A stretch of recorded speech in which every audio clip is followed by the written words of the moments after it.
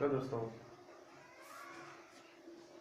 अपना चित्तौड़गढ़ दुर्ग चला हुआ था।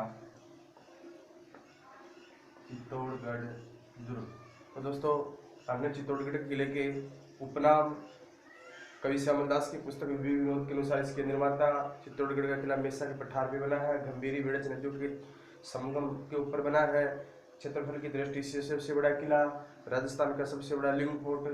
फिर हमने बात की कि चित्तौड़गढ़ का किला है वो सर्वाधिक 3 शाखों के लिए प्रसिद्ध है। तो हमने लास्ट में बात की थी तीसरा शाखा। तो दोस्तों, इसका जो तीसरा शाखा है वो 1567-68 में होता है। ठीक है, तो इस समय और चित्तौड़ में या मेवाड़ में तत्कालीन समय के शासक थे उदय सिंह। तत्कालीन समय के शासक कौन थे दोस्तों? तो इस समय चित्तौड़ में तत्कालीन समय के शासक थे उदय सिंह। और जो आक्रमणकारी होते हैं, आक्रमणकारी तो वो होते हैं दोस्तों अकबर। अब देखिए, तो उदय सिंह क्या करता है, अपने 2 विस्तृत सेना नायक, तो उदय सिंह के 2 विस्तृत सेना नायक होते हैं जयमल मेड़तिया और फत्ता सिसोदिया।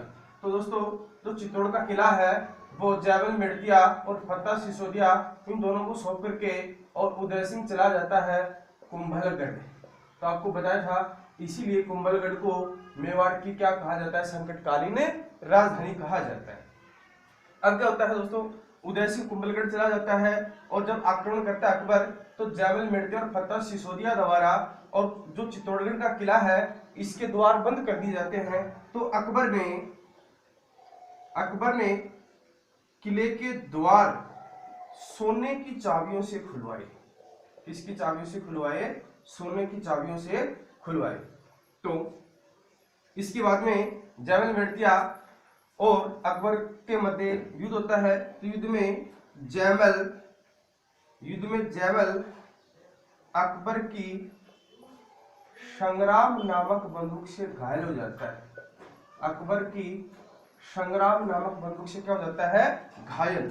तो घायल जयमल को कल्लाजी राठौड़ अपने कंधों पे उठाते हैं। यानी जब युद्ध में जयमल घायल हो जाता है तो कल्लाजी राठौड़ हैं वो अकबर को अपने कंधों पे उठाते हैं। इसीलिए कल्लाजी राठौड़ को दोस्तों इतिहास में 4 हाथों वाले देवता के नाम से भी जाना जाता है। ये प्रश्न राष्ट्रपति में आ चुका है कि 4 हाथों वाले देवता किसे कहा जाता है? तो कल्लाजी राठौड़ को। अब इसके बाद में कल्लाजी राठौड़ और जयमल वीर गति को प्राप्त हो जाते हैं। और दोस्तों जो फत्ता है, वो भी वीर गति को प्राप्त हो जाता है। यानी जो केसरिया है, तो दोस्तों केसरिया है वो फत्ता के नेतृत्व में किया गया। और फत्ता की जो पत्नी थी फूल कवर, इसके नेतृत्व में किया गया जौहर, जो चित्तौड़ के किले का कौन सा शाखा कहलाता है? तीसरा शाखा कहलाता है। तो फत्ता के नेतृत्व में केसरिया किया गया और फत्ता की पत्नी फूल कवर के नेतृत्व में क्या किया गया? जौहर, जो चित्तौड़ का क्या कहलाता है? तीसरा शाखा कहलाता है। जो चित्तौड़ का तीसरा शाखा कहलाता है। अब इसके बाद में अकबर है वो चित्तौड़ के किले को और आसफ खां को सौंप देता है। किसको सौंप देता है? आसफ खां को। ठीक है, इसके बाद में आसफ खां को किला सौंप देता है और अकबर है वो जयमल और फत्ता इनकी बहादुरी से खुश होकर के, बहुत अच्छा प्रश्न है कि अकबर है वो जयमल और फत्ता की बहादुरी से खुश होकर के फतेहपुर सीकरी में इनकी गज्जारूढ़ मूर्तियां लगवाई। और वर्तमान में यह मूर्तियां जूनागढ़ में, कहाँ पे हैं? जूनागढ़ में। और इनको जहांगीर का ससुर राय सिंह फतेहपुर सीकरी से कहा लेके आया? जूनागढ़।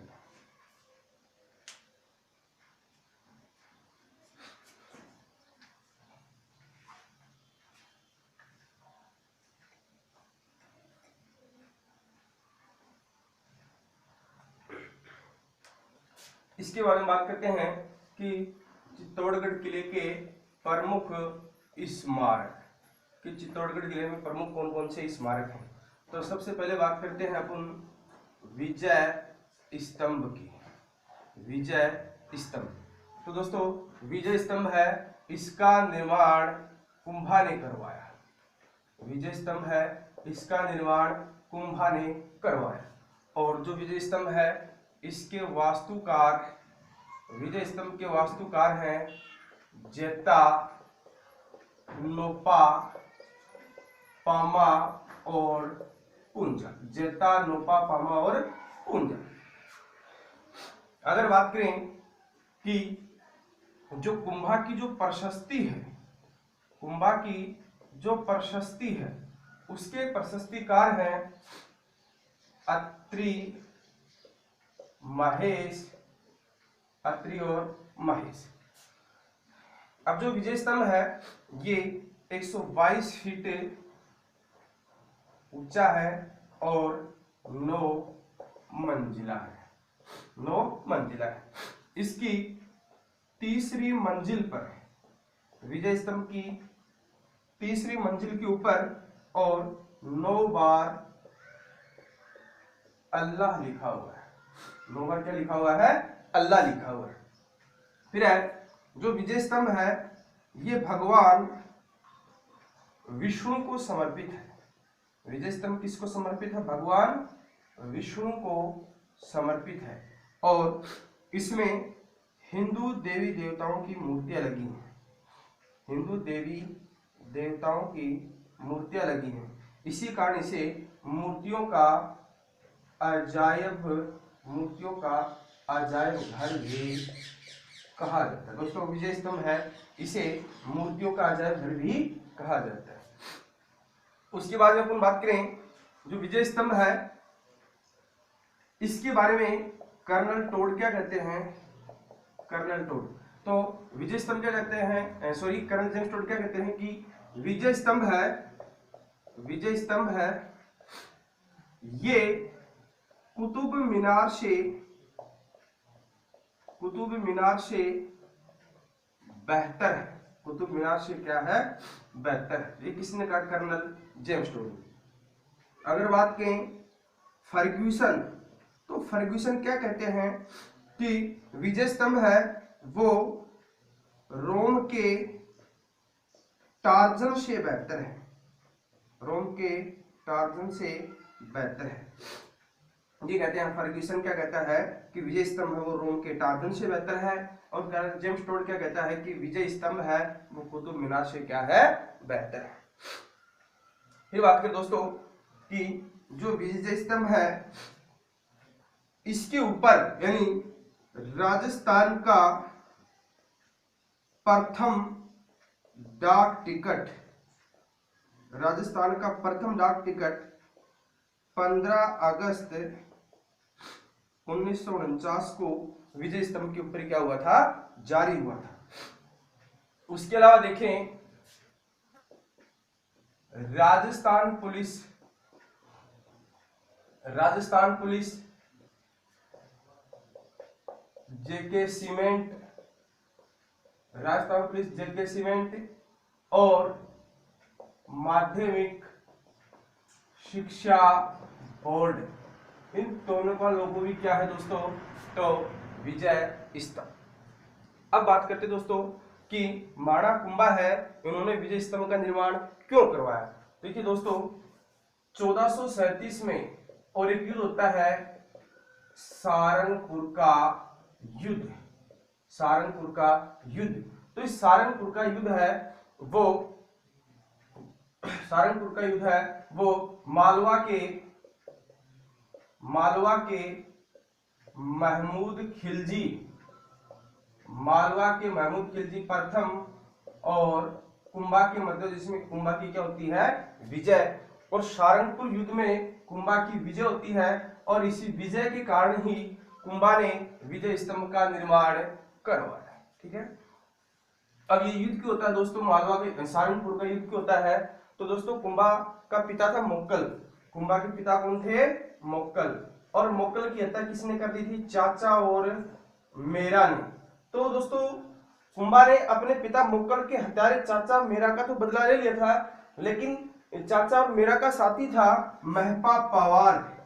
महपा पवार, तो ये महपा पवार है, ये मालवा के महमूद खिलजी की शरण में होता है। और कुंभा महमूद खिलजी प्रथम से महपा पवार की मांग करता है, लेकिन महमूद खिलजी प्रथम महपा पवार को नहीं समर्पित करता है, नहीं देता है। इसी कारण 1437 का क्या होता है, सारंगपुर युद्ध, और इसमें कुंभा की विजय होती है। और इसी विजय की खुशी में कुंभा ने विजय स्तंभ का निर्माण करवाया।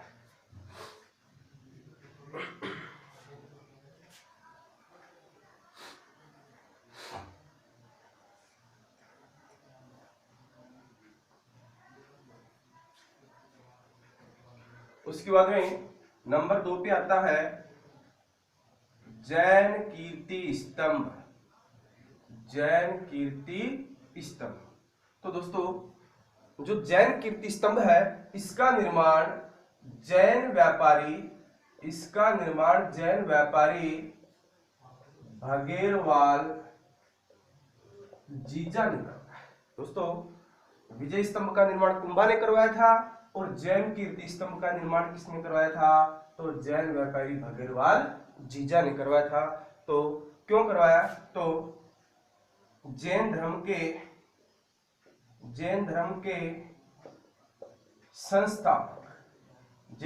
संस्थापक ऋषभ देव या आदिनाथ को समर्पित करने के लिए जैन व्यापारी भगेरवाल जीजा ने जैन कीर्ति स्तंभ का निर्माण करवाया। दोस्तों जो जैन कीर्ति स्तंभ है वो 75 फीट ऊंचा और 7 मंजिला है। 75 फीट ऊंचा और 7 मंजिला है। इसी जैन कीर्ति स्तंभ के सामने छोटे छोटे 27 देवरिया हैं। अपन जैसे गांव में बोलते हैं देवरे, तो यहाँ पे छोटे छोटे 27 देवरिया हैं, जिन्हें 27 देवरिया भी कहा जाता है। तो दोस्तों पूछा हुआ प्रश्न है कि 27 देवरिया कहाँ हैं, तो जैन कीर्ति स्तंभ के सामने। 27 देवरिया कहाँ पे, जैन कीर्ति स्तंभ के सामने। फिर बात करते हैं दोस्तों अपन मंदिरों की कि कौन कौन से मंदिर हैं। तो पहला आता है कुंभ श्याम मंदिर। कुंभ श्याम मंदिर, तो दोस्तों चित्तौड़गढ़ में कुंभ श्याम मंदिर, और कुंभ श्याम मंदिर का निर्माण करवाता है कुंभा। दूसरा मंदिर आता है आपका कालिका माता का मंदिर। इस कालिका माता मंदिर का निर्माण भी कौन करवाता है, कुंभा। फिर आता है इंपॉर्टेंट मंदिर आता है शमीदेश्वर मंदिर। शमीदेश्वर मंदिर, तो दोस्तों जो शमीदेश्वर मंदिर है इसका निर्माण परमार शासक भोज ने करवाया। परमार शासक भोज ने। और फिर पूछा जाता है इस मंदिर का जीर्णोद्धार, जो शमीदेश्वर मंदिर है इस मंदिर का जीर्णोद्धार है, तो दोस्तों इस मंदिर का जीर्णोद्धार करवाया मोक्कल।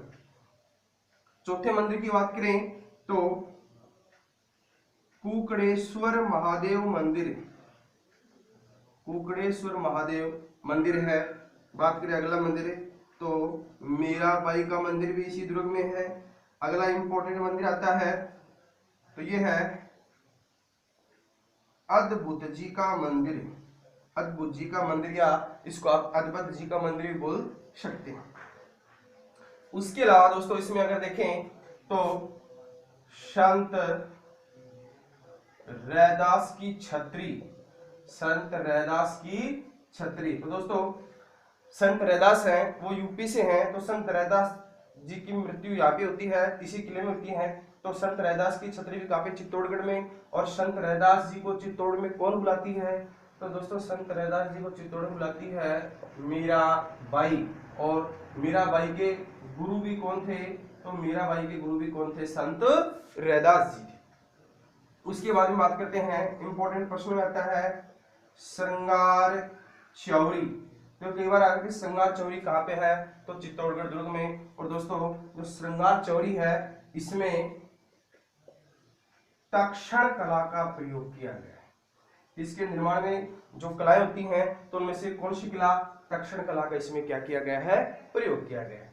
उसके अलावा नवलखा महल है दोस्तों, इस नवलखा महल का निर्माण है वो बनवीर ने करवाया था। किसने करवाया था, बनवीर ने करवाया था। और बात करें नवलखा महल, एक नवलखा दरवाजा भी होता है, तो नवलखा दरवाजा है रणथंभौर में। नवलखा दरवाजा कहाँ पे है, रणथंभौर में। अगर बात करें अपन कि नवलखा झील कहाँ पे है, तो दोस्तों नवलखा झील है बूंदी में। अगर बात करें नवलखा बावड़ी, तो दोस्तों नवलखा बावड़ी है डूंगरपुर। यानी नवलखा महल चित्तौड़गढ़ में है, नवलखा दरवाजा रणथंभौर में है, नवलखा झील है बूंदी में है, और नवलखा बावड़ी कहाँ पे है, डूंगरपुर में।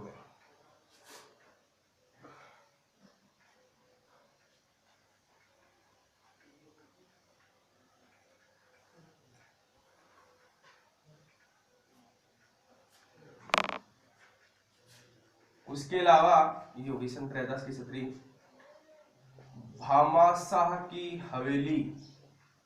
भामाशाह की हवेली पुरोहितों की हवेली, भामाशाह की हवेली, पुरोहितों की हवेली, और जयमल व फत्ता की हवेली। और आपने पढ़ा था द्वारों के ऊपर छतरी, यानी जयमल फत्ता की हवेली भी चित्तौड़ में है, और जयमल फत्ता की छतरी भी कहाँ पे है, चित्तौड़ में। उसके अलावा प्रतापगढ़ के बाघ सिंह का स्मारक, जो चित्तौड़गढ़ जो पहला प्रवेश द्वार है पाड़नपोल, तो उसके ऊपर क्या है, प्रतापगढ़ के बाघ सिंह का स्मारक बना हुआ है। ठीक है, धन्यवाद।